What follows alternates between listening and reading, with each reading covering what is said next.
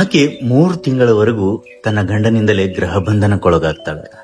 ಆದ್ರೂ ಆ ಗಂಡನನ್ನ ಅವಳು ಅಗಾಧವಾಗಿ ಪ್ರೀತಿಸ್ತಾಳೆ.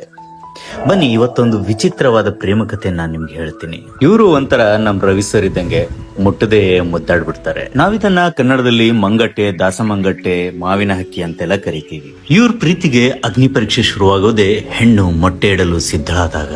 ಇವರ ಮೊದಲ ಕೆಲಸವೇ ಬೇರೆ ಪ್ರಾಣಿ ಪಕ್ಷಿಗಳ ಕೈಗೆ ಸಿಗದ ಹಾಗೆ ಅಥವಾ ಕಣ್ಣಿಗೂ ಕಾಣದ ಹಾಗೆ ಒಂದು ಸುಭದ್ರ ಕೋಟೆಯನ್ನ ಕಟ್ಕೊಳ್ಳೋದು.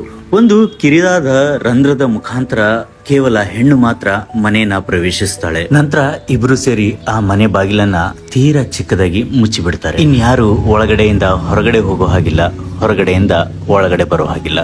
ಹೆಂಡತಿ ಗೃಹ ಬಂಧನದೊಳಗಡೆ ಸಿಲುಕಿ ಆಯಿತು. ಈಗ ಇನ್ನೊಂದು ಕಠಿಣ ಪರೀಕ್ಷೆ ಹೆಣ್ಣಿಗೆ. ಸ್ವಯಂ ತಾನೇ ತನ್ನ ರೆಕ್ಕೆ ಪುಕ್ಕಗಳನ್ನ ಕೀಳ್ತಾ ಹೋಗ್ತಾಳೆ. ಮುಂದೆ ಬರಲಿರುವ ತನ್ನ ಮಕ್ಕಳಿಗಾಗಿ ಒಂದು ಸುಖದ ಸುಪ್ಪತ್ತಿಗೆಯನ್ನ ಹಾಸಿಕೊಡ್ತಾಳೆ. ಇನ್ನು ಮುಂದಿನ 3 ತಿಂಗಳ ಕಾಲ ಹೆಣ್ಣಿನ ಊಟದ ವ್ಯವಸ್ಥೆ ಗಂಡಿನ ಜವಾಬ್ದಾರಿ. ಅದು ಒಳ್ಳೆ ಪೌಷ್ಟಿಕಾಂಶದ ಆಹಾರವಾಗಿರದಿದ್ರೆ ಆಕೆ ತಿರಸ್ಕರಿಸ್ತಾಳೆ. ಪಾಪ ಗಂಡ ಜಾತಿ ಅಲ್ವಾ, ಎಷ್ಟೇ ತಿರಸ್ಕಾರಗೊಂಡ್ರು ಮತ್ತೆ ಊಟ ತಂದು ಕೊಡ್ಲೇಬೇಕು.